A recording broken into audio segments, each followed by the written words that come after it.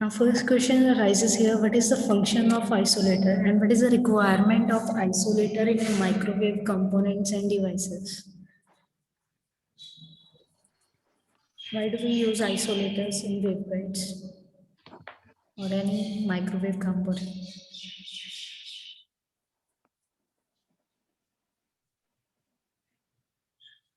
Yes.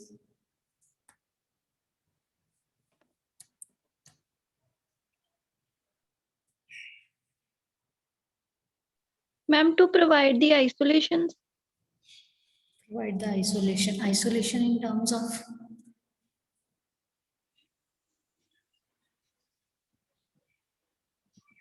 what is the advantage of waveguides?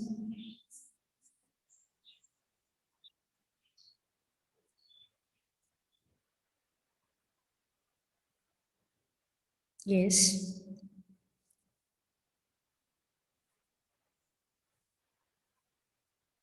I'm audible, students?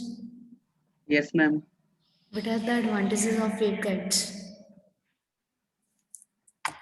आपने E plane T पढ़ा, H plane T पढ़ लिया। हाँ जी। Yes, ma'am. That is your source and this one is load. If there is matching in impedance between the source and load, there is no attenuation. No attenuation means no reflection occurs. And standing wave ratios भी नहीं generate करेंगे.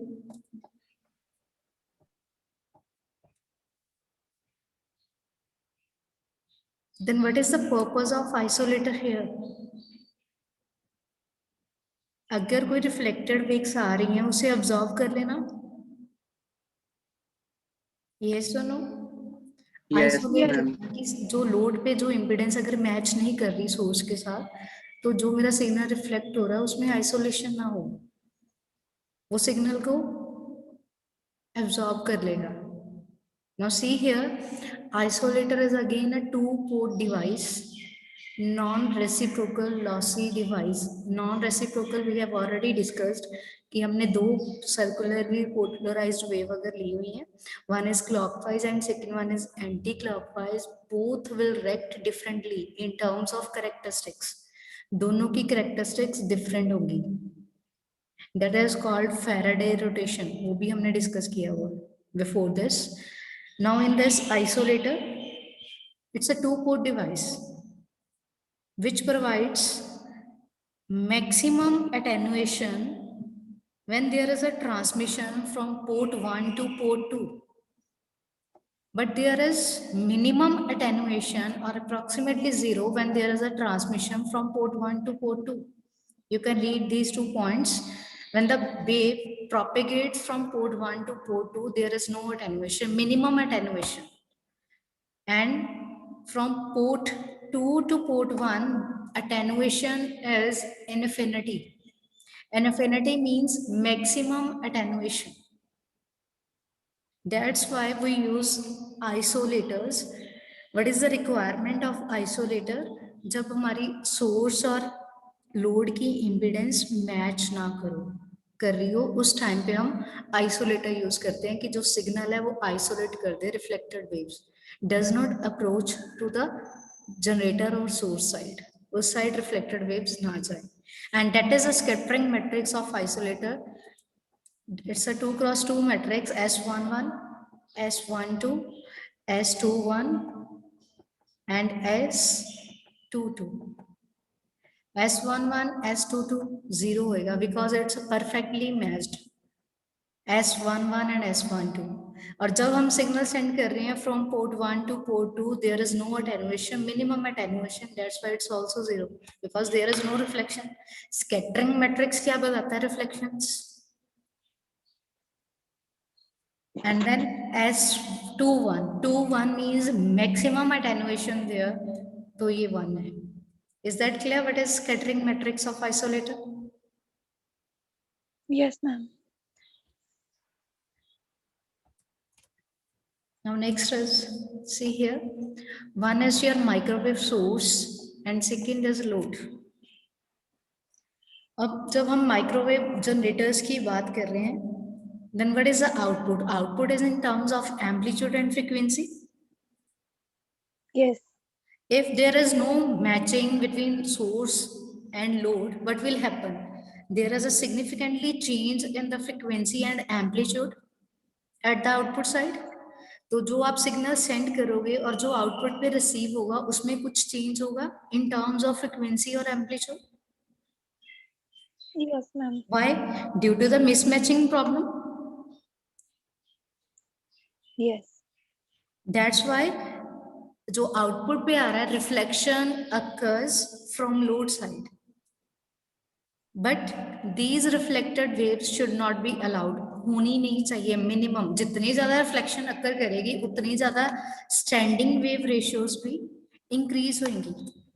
Reflected waves ज्यादा हो गई, that means this will decrease the efficiency of your device. आपके device की efficiency भी कम होगी. तो क्या होना चाहिए इसमें? That's why isolator is placed in between source and load. You can see here in second diagram, isolator is placed between microwave source and load. Now what will happen? अगर reflection अकर कर रही है फ्रॉम लोड साइड, वो reflection जब back जाएगी isolator उसे absorb कर लेगा. तो जो आपकी रिफ्लेक्शन है वो माइक्रोवेव सोर्स तक नहीं पहुंचेगी. Yes, ma'am. क्लियर है? That means if isolator is placed between generator, that is microwave source, and load, the source is coupled to the load with zero attenuation. No attenuation is there. That means अगर कोई reflection अगर हो रही है from the load side, that is completely absorbed by the isolator without affecting the output. वो output को affect नहीं करेगा, जो reflections है उसे absorb कर लेगा. Therefore, the source impedance will be matched with the load impedance in the presence of isolator. Then there is no change in amplitude and frequency at the output side due to the variation in load. अगर हम load में variation भी कर दें तो output में amplitude और frequency में change नहीं होगा अगर आपने isolator attach किया है. Now any question in this? No, ma'am. Yes. Means ma'am जो आइसोलेटर है वो रिफ्लेक्शन नहीं होने देगा ना. अगर रिफ्लेक्टेड वेव्स होंगी वो उसे एब्सॉर्ब कर लेगा, आगे नहीं सेंड करेगा सोर्स साइड पे. सिग्नल बैक नहीं होगा.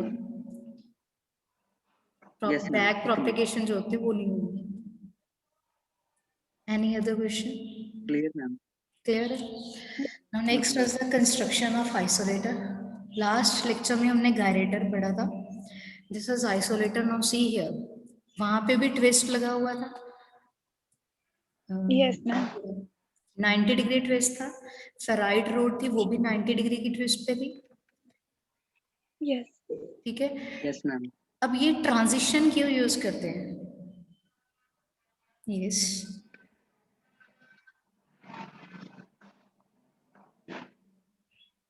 मैम रिपीट करना. ये ट्रांजिशन जो हो रही है बेटे, ये किस लिए यूज हो रही है?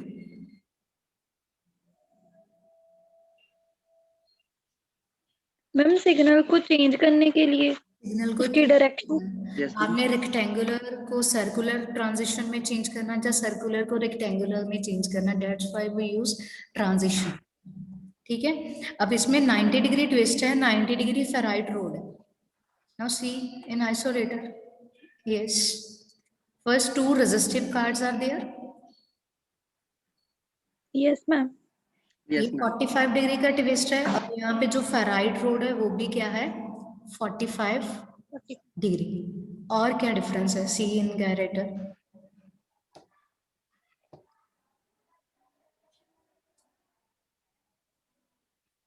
Yes.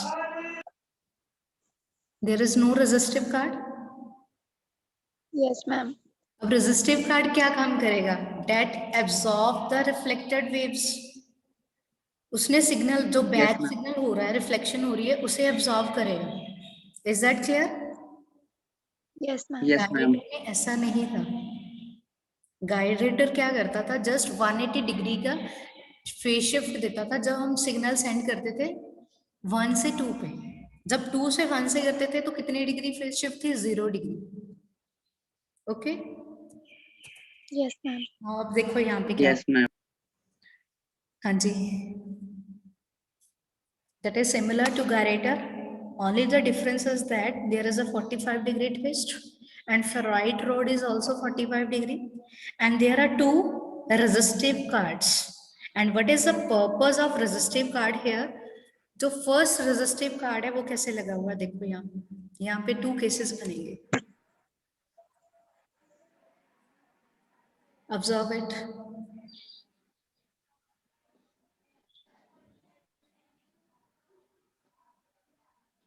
First resistive card is inserted along the larger dimension of the rectangular waveguide, this one, और यहाँ पे twist हो गया। Why do we use resistive card here? To absorb the reflected wave, any wave, कोई भी अगर जो में required नहीं है signal, उसे absorb कर लेना है। And in this, please note down, plane of polarization of this waveguide, plane of polarization of this waveguide is parallel to the plane of resistive card, is parallel to the plane of resistive card. Agar plane of polarization of waveguide is parallel to the plane of resistive card, then we can absorb the signal. तब वो device signal को absorb कर सकती है। But अगर resistive card आपका उसमें जो वेव है that is plane of polarization is perpendicular to the plane of resistive card, then there is no absorption provided by the resistive card. तो जो आपका रेजिस्टिव कार्ड है वो एब्जॉर्प्शन प्रोवाइड नहीं करेगा। Are you getting my point? First point note down कर लिया आपने? Yes, ma'am. सेकेंड लिख लो, the resistive card does not absorb any signal, does not absorb any signal whose plane of polarization is perpendicular to its own plane,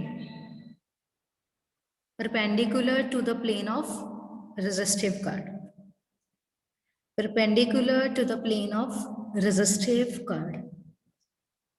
Is that clear? What is the difference in parallel or perpendicular polarization? Yes, ma'am. अब यहाँ पे देखो क्या होगा, सबसे पहले अपने signal send किया फ्रॉम पोर्ट 1, रेजिस्टिव कार्ड में से सिग्नल आपका सेंड होगा, सिग्नल अटेन्युएट नहीं होगा। Why? Because this resistive card plane polarization के पैरेलल है। दैट मीन्स यहाँ पे आपकी कोई भी सिग्नल जो अगर रिफ्लेक्ट कर रहा है तो वो क्या हो जाएगा? एब्जॉर्ब हो जाएगा। Is that clear? Yes, ma'am. जब सिग्नल कार्ड से बाहर आया, there is a 45 degree twist, 45 degree से ट्विस्ट हो जाएगा।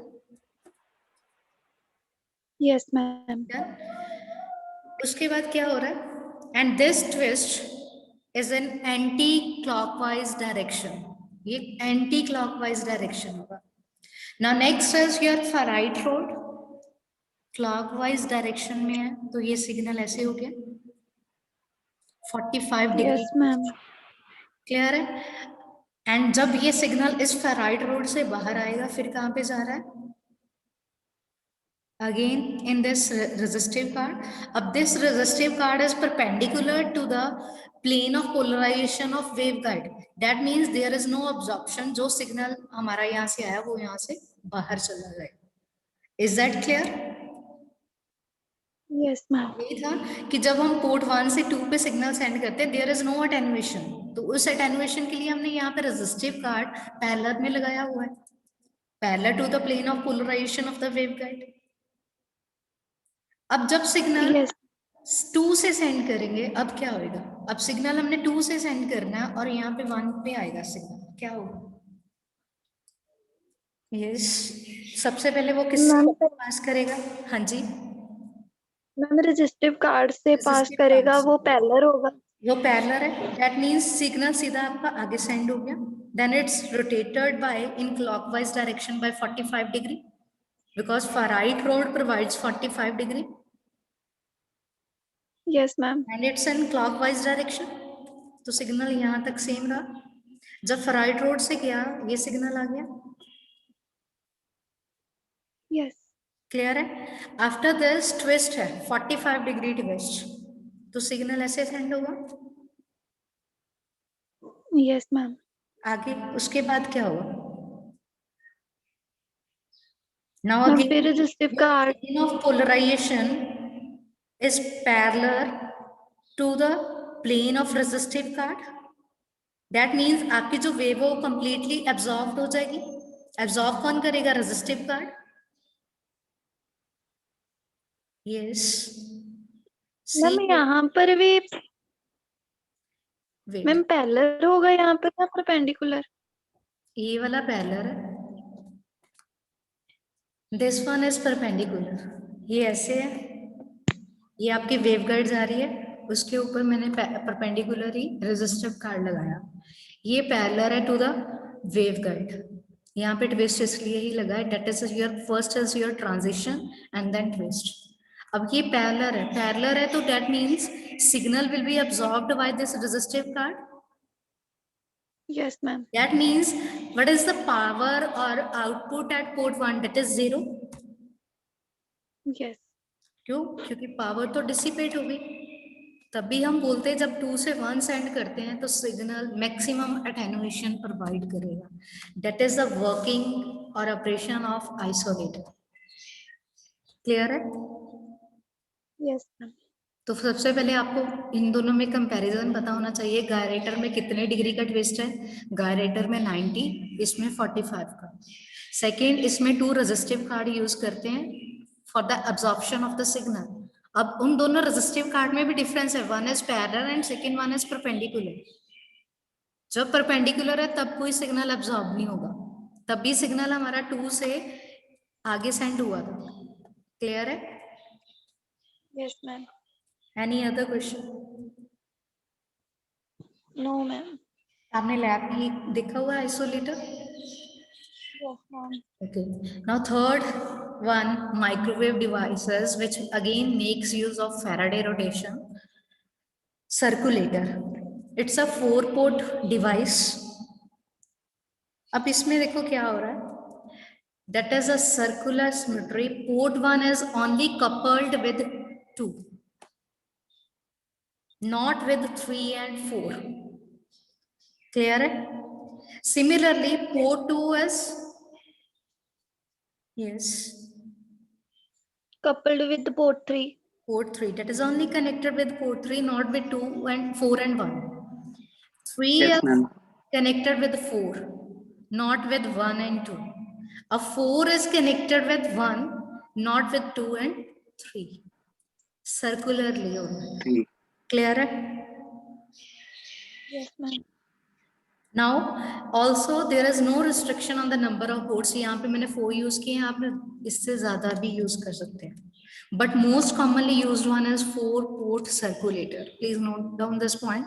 आप number of ports को increase कर सकते हो according to your requirement, बस most important one is 4-port circulator, क्योंकि ये tunnel diode amplifiers, parametric amplifiers में, डिप्लेक्शर्स में यूज होता है, रडार सिस्टम्स में। अगर आपने एज एन डिप्लेक्शर सर्कुलेटर को वर्क करवाना है उसमें हम यूज करते हैं 4-port circulator. These are the applications. We will discuss it in detail in last. Clear है? Yes, ma'am. How to define circulator? Ma'am. Yes. Yes, ma'am. अब यहाँ पे देखो 4 ports है कि नहीं, that is your port 1, port 2, 3 and this is port 4. ये क्या है?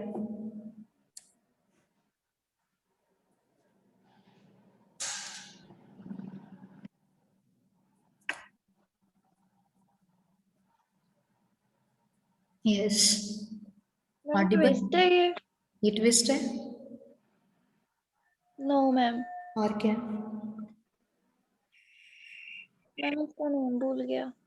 फेराइट रॉड है, हम फेराइट डिवाइसेस डिस्कस कर रहे हैं, तो ये फेराइट रॉड है। यस अब इसमें देखो, सबसे पहले हमने सिग्नल यहाँ से सेंड किया पोर्ट 1 से, that is TE10, that is a dominate mode of rectangular waveguide जिसके कट ऑफ फ्रीक्वेंसी लोएस्ट होती है, ठीक है, यस मैम। क्लियर है।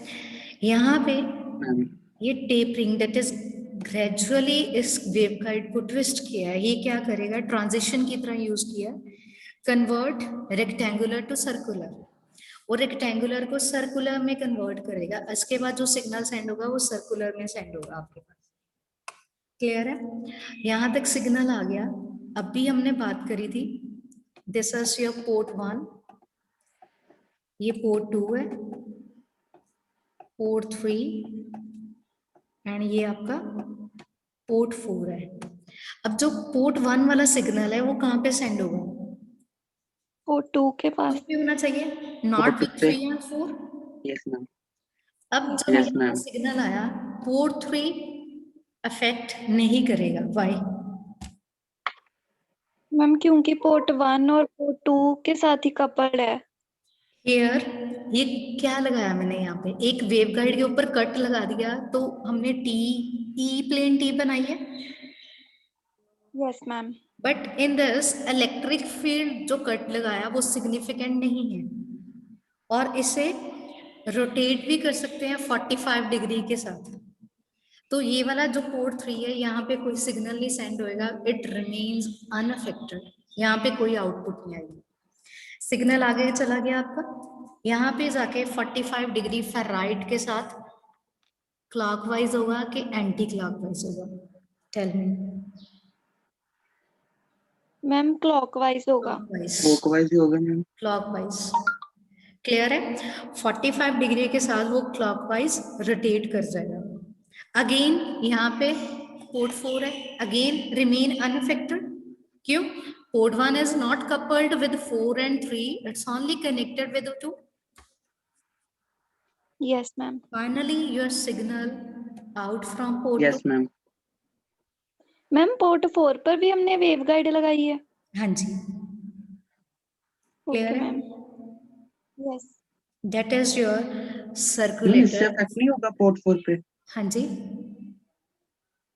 पोर्ट 4 पे कोई जैसे इफेक्ट नहीं पोर्ट होगा 3 पे नहीं सिग्नल सेंड होगा, ऐसे ही 4 पे नहीं होगा। जब मैं 2 पे सेंड करूंगी वो 3 Okay, पे ma'am. जाएगा, 1 और 4 पे नहीं जाएगा। That works like a circulator. ये Okay, ma'am. Circularly clockwise direction में सिग्नल सेंड कर रहा है। That is the definition of circulator कि Okay, ये ma'am. इसके साथ कनेक्टेड है, not with 3 and 4. अगर मैं पोर्ट 4 से सिग्नल सेंड कर रही हूँ, then it's coupled or connected with port 1 only. Clear है? Okay, ma'am. Yes ma'am. That is your Yes, ma'am. circulator. Now next topic is, what are the applications of circulator? First one is, circulator can be used as a deflection. It's visible. Yes ma'am. अब deflection ma'am. मुझे बताओ क्या होता है?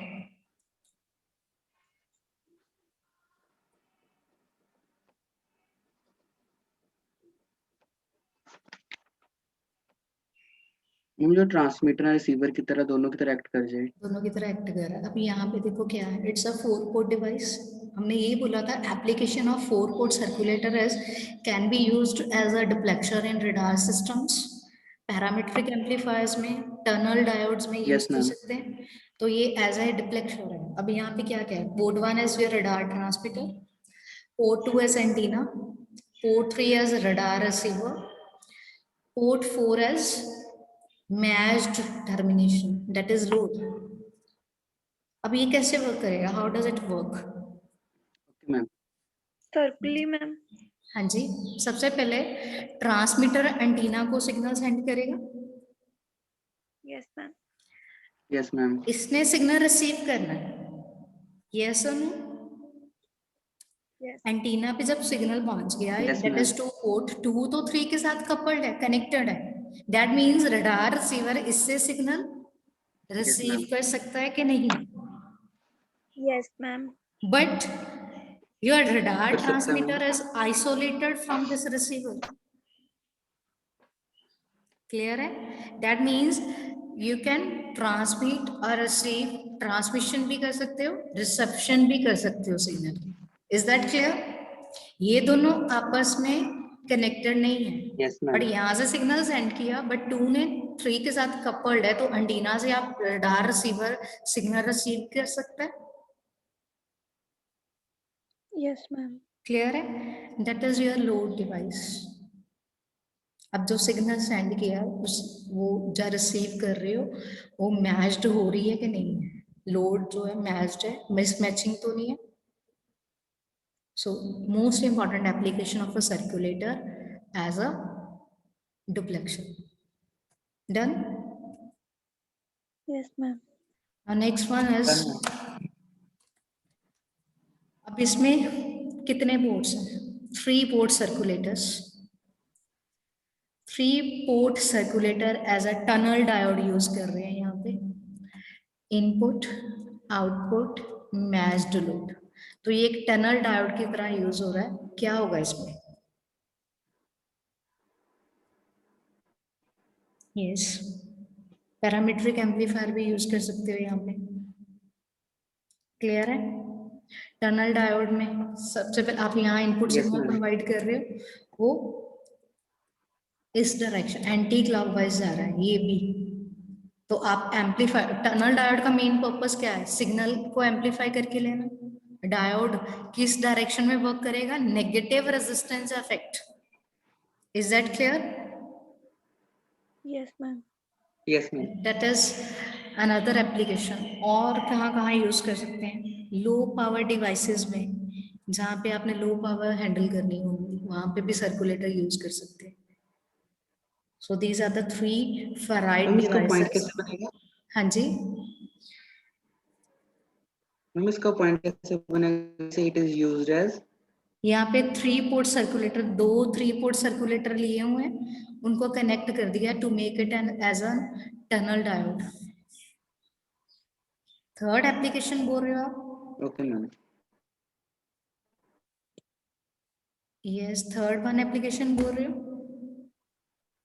Yes.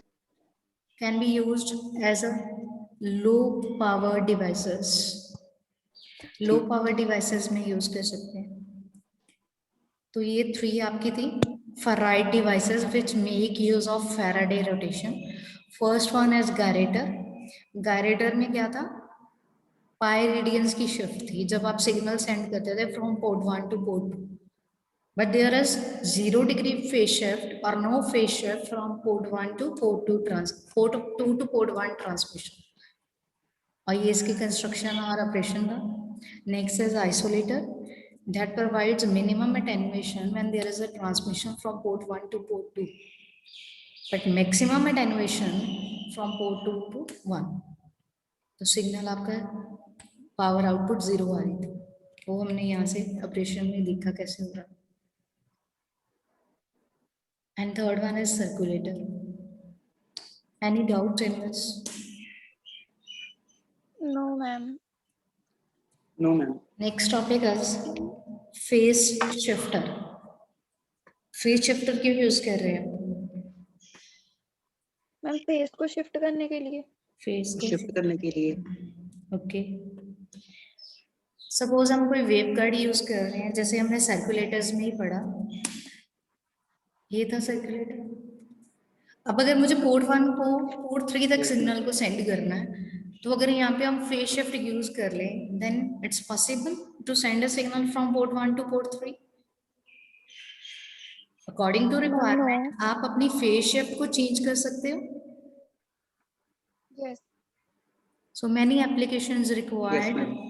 phase shift between 2 positions in a waveguide system or any device.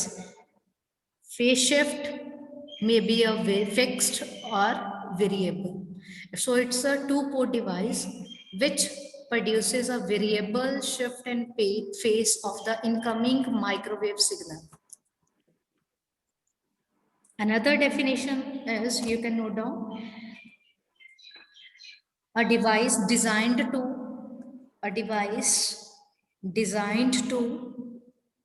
alter the phase of, that is change, to change the phase of electromagnetic oscillations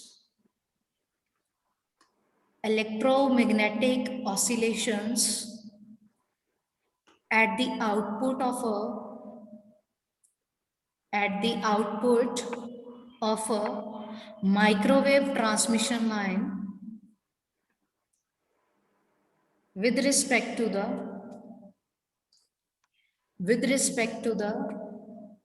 phase of the oscillations at the input of the transmission line. Done? Yes, ma'am. Done, ma'am. अब इसमें हम fix भी use कर सकते हैं, variable भी use कर सकते हैं। अब फेज शिफ्ट होती क्या है, आपने पढ़े होंगे alpha beta. Alpha is your attenuation constant, beta is phase shift constant. Yes, ma'am. Yes, We ma'am. already know beta is inversely proportional to wavelength, that is guided wavelength. Group velocity, phase velocity पढ़े होंगे आपने in EMW. Yes, ma'am. ठीक है, अगर हम waveguide की wavelength को change कर दें, that means you can change the phase shift also. Yes, ma'am. कर सकते हैं। अगर वेवलेंथ चेंज हो गई, फ्रीक्वेंसी में भी अगर चेंज हो गया, देन ये भी हो जाएगा। Why? Lambda is equal to C by F. Clear है? Yes, ma'am. अब फिक्स क्या है कि हमने fix amount of phase shift दे दी कि कितनी फेज शिफ्ट के साथ मैंने सिग्नल को चेंज करना, ऑल्टर करना। 45 डिग्री है, कितना 30 डिग्री ले रहे हो, 90 डिग्री फेज शिफ्ट दे रहे हो। अब वेरिएबल कैसे होगा? Variable shift can be achieved by the use of capacitive and inductive or resistive screws, हमने पढ़े। Yes, ma'am.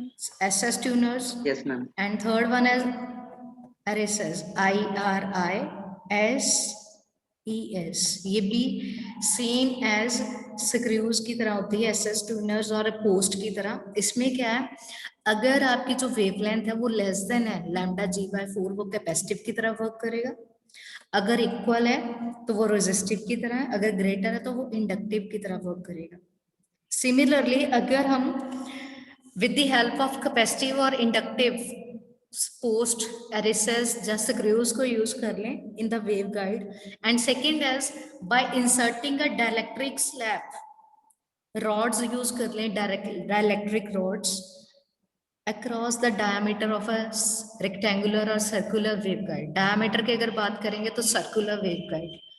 Then we can also achieve the phase shift कि कितनी variable phase shift. अभी हमने बात करी कि अगर lambda g को change कर दें wavelength को, that depends on c by f, frequency पे depend करेगी. And third most important one is L, length, means by reducing wider dimension of a rectangular waveguide. Rectangular waveguide की अगर कोई wider dimensions है उसे reduce कर दें, then phase shift can also be achieved. Clear है? So it's a 2 marks question. What is phase shift? अगर 5 marks, write a short note on phase shift. How many types of phase shift are there?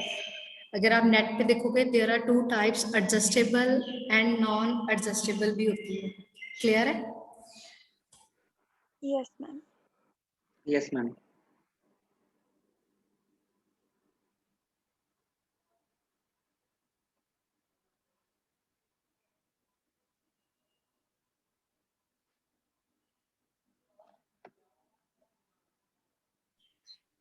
Any question? No, ma'am. No, ma'am. Clear? तो fixed और variable, that is adjustable, non adjustable। कैसे कैसे variable में आप adjust कर सकते हो? सबसे पहले कि हम कैपेसिटिव और इंडक्टिव पोस्ट यूज कर लें वेवगाइड्स में। Second as dielectric slab insert कर दें रेक्टेंगुलर सर्कुलर वेवगाइड्स में। And third one is reducing the wider dimensions of a waveguide. Done?